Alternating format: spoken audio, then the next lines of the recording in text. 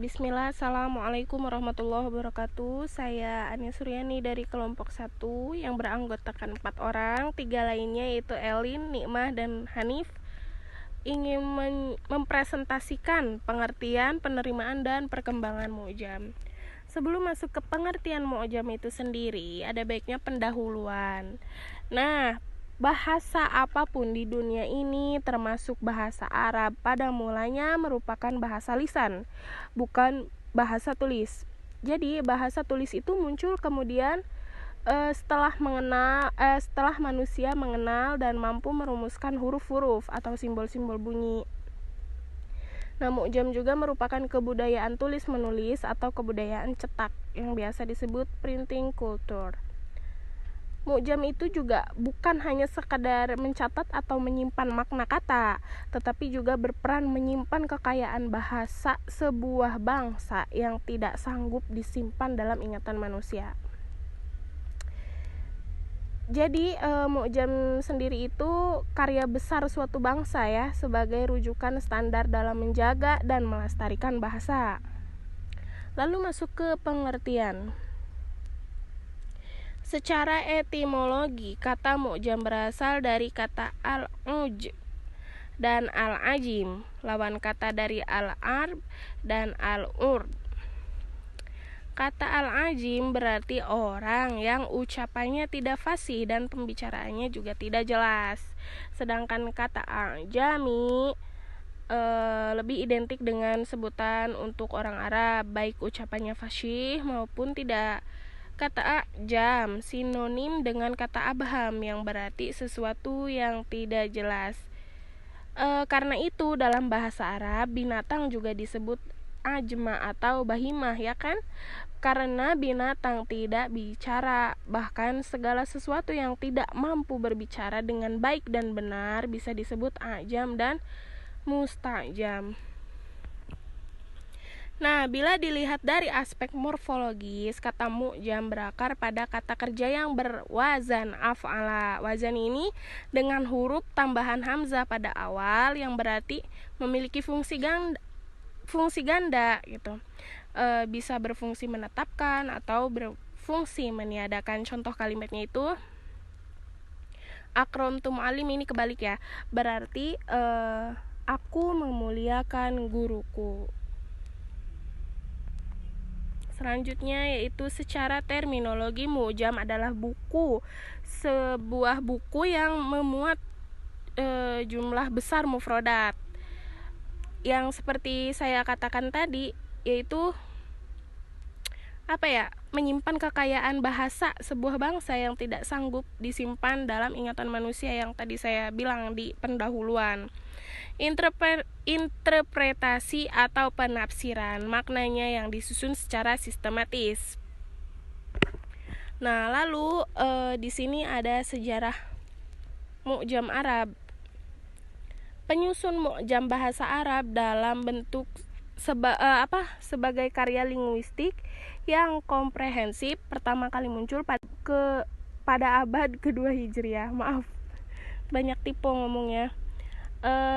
Para linguistik Arab mengumpulkan bahasa dari kabilah-kabilah pada waktu itu ya, dari kabilah-kabilah Arab.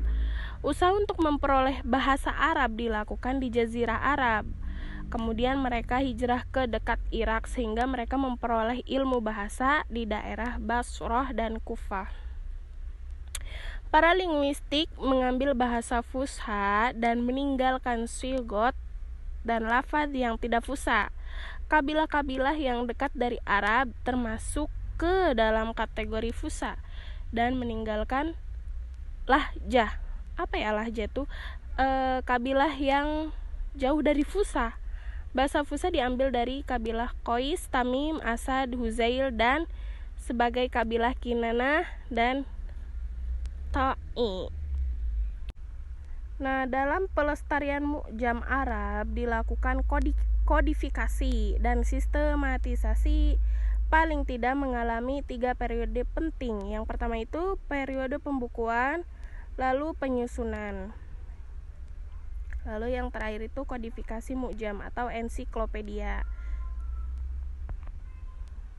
Adapun tokoh-tokoh bahasa yang populer pada masa ini yaitu Abu Zaid Al-Ansari, Al-Asma'i, Abu Ubaidah, Nada bin Syamil, Al-Yazidi, Abu Amr Asy-Syaibani. Semua nama yang disebutkan di atas termasuk tokoh bahasa kontemporer yang telah berupaya keras untuk meriwayatkan kata-kata Arab beserta nasnya, serta berusaha untuk mengkodifikasikannya dan menjelaskan dalil-dalilnya dan juga mengemukakan pandangan mereka sebagaimana terdapat dalam kitab Tarajim Asma. Sekian dari saya. Selanjutnya itu ada hubungan mu'jam dengan semantik yang akan dijelaskan oleh saudara Elin. Saya persilahkan untuk melanjutkannya. Nanti apabila ada sesuatu yang tidak dipahami, boleh ditanyakan nanti ya di sesi pertanyaan. Baik, selanjutnya di sini saya akan menjelaskan tentang hubungan mu'jam dengan semantik. Salah satu yang menjadi ciri sekaligus hakikat setiap bahasa adalah bahasa itu bersifat dinamis. Menurut Khair dan Agustina, dinamis dalam konteks bahasa adalah bahwa bahasa itu tidak terlepas dari berbagai kemungkinan perubahan yang sewaktu-waktu dapat terjadi. Perubahan itu dapat terjadi pada semua tataran linguistik, yaitu fonologi, morfologi, sintaksis, dan leksikon.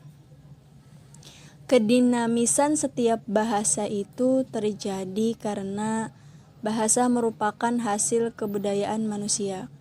Manusia adalah makhluk dinamis dan kreatif yang cenderung kepada perubahan dan tidak statis. Oleh karena itu, bahasa akan mengalami perkembangan secara terus-menerus sesuai dengan perkembangan pemikiran dan kebutuhan manusia sebagai pemakai bahasa. Nah, menurut Samsuri, semua hasil proses perkembangan bahasa, baik penambahan, pengurangan, maupun penggantian dalam bidang apa saja pada bahasa seperti bentuk dan makna yang berupa leksikal maupun gramatikal, dapat ditandai sebagai perubahan kebahasaan. Ada beberapa bentuk perubahan makna kata dalam bahasa Arab, diantaranya yaitu yang pertama, takhsis atau penyempitan makna. Takhsis yaitu perubahan makna dari sebuah kata yang pada asalnya menunjukkan atau memiliki beberapa makna yang sifatnya umum, lalu berubah menjadi kata yang memiliki makna khusus. Contoh, kata al-harim, istri, itu merupakan hasil dari penyempitan makna dari kata an-nisa. Yang kedua ada ta'mim, perluasan makna. Ta'mim yaitu perubahan makna dari sebuah kata yang pada asalnya menunjukkan pada satuan bentuk-bentuk terbatas. Lalu makna kata berubah menunjukkan pada berbagai acuan yang bersifat umum. Contoh, kata al-warud berarti bunga. Pada awalnya mempunyai arti bagian dari jenis bunga, yaitu bunga mawar. Yang ketiga, roki al-dalalah, kenaikan makna. Roki al-dalalah yaitu perubahan makna dari makna yang bersifat rendah, biasa, sederhana, digeser atau diubah menjadi makna yang bersifat tinggi, kuat, dan mulia. Misalnya kata Rasul, pada asalnya berarti utusan atau pesuruh. Lalu nilai makna itu diangkat menjadi Rasul dengan makna utusan Allah yang mempunyai misi agama tauhid. Selanjutnya yang terakhir ada inhitbah al-dalalah atau penurunan makna. Inhitbah al-dalalah yaitu perubahan makna kata dari makna yang bersifat tinggi dan mulia digeser atau diubah menjadi makna yang bersifat rendah dan biasa. Contoh, kata gulam pada asalnya berarti anak laki-laki yang masih kecil, lalu maknanya berkembang menjadi budak kecil. Nah, berdasarkan uraian di atas dapat dipahami bahwa hubungan antara linguistik dan mujam sangat berkaitan, sebab apa yang ada dalam mujam adalah hasil dari perkembangan bahasa, yakni penyempitan makna, perluasan makna, kenaikan makna, dan penurunan makna. Sekian dari saya, Elinur Aida. Selanjutnya akan dibahas oleh Khairun Nikmah. Baik, selanjutnya saya akan menjelaskan tentang macam-macam kamus atau mu'jam. Yang pertama, ditinjau dari segi tema. Dibagi menjadi 3, yaitu yang pertama ada kamus bahasa atau al-mu'jam al-lughawi. Kamus bahasa ini yaitu kamus yang meliputi kata-kata atau istilah-istilah kebahasaan dengan menjelaskan secara bahasa. Misalnya, Kamus Munawir karya Ahmad Warson Munawir. Yang kedua ada Kamus Ensiklopedia atau Al-Mu'jam Al-Mausu'i, yaitu kamus yang tidak hanya menyajikan peristilahan tetapi juga dilengkapi dengan konsep dan penjelasan secara luas. Misalnya Kamus Al-Arabiyah Al-Muyassarah karya Lembaga Kearaban. Yang ketiga ada kamus historis atau Al-Mu'jam Al-Tarihi, yaitu kamus yang melacak asal dan perkembangan bahasa dari masa ke masa. Misalnya Kamus Maqayis Al-Lughah karya Ibnu Faris. Selanjutnya ditinjau dari segi jumlah bahasa yang digunakan, yaitu yang pertama ada Kamus Eka Bahasa atau Al-Mu'jam Al-Uhadi Al-Lughah, yaitu kamus yang menjelaskan makna atau istilah dalam suatu bahasa dengan bahasa itu. Dengan kata lain, kamus ini hanya menggunakan satu bahasa dalam menjelaskan makna itu. Misalnya, Kamus Al-Munjid fil Lughah wal A'lam karya Laus Ma'luf. Yang kedua ada Kamus Dwibahasa atau Al-Mu'jam Al-Sunai Al-Lughah, yaitu kamus yang menjelaskan makna kata atau istilah dengan bahasa lain. Bisa juga dikatakan kamus yang memberikan padaan kata atau makna istilah dalam suatu bahasa dengan bahasa lain. Misalnya Kamus Al-Munawir karya Ahmad Warson Munawir. Selanjutnya yang ketiga ada Kamus Multibahasa atau Al-Mu'jam Al-Adid Al-Lughah, yaitu kamus yang menjelaskan makna kata atau istilah dalam suatu bahasa dengan dua bahasa atau lebih. Misalnya Kamus Indonesia, Arab, dan Inggris karya Abdullah bin Nuh dan Omar Bahri. Selanjutnya ditinjau dari segi materi, terbagi menjadi 2 kamus. Yang pertama ada kamus umum atau Al-Mu'jam Al-Am, yaitu kamus yang memuat segala macam kata dan suatu bahasa. Misalnya Kamus Arab Indonesia karya Mahmud Yunus. Yang kedua kamus khusus atau Al-Mu'jam Al-Khos, yaitu kamus yang hanya memuat kata-kata atau istilah dalam bidang tertentu. Misalnya Kamus Al-Atarbiyah, Al-Arabiyah, Al-Injiliziyah karya Al-Khuli.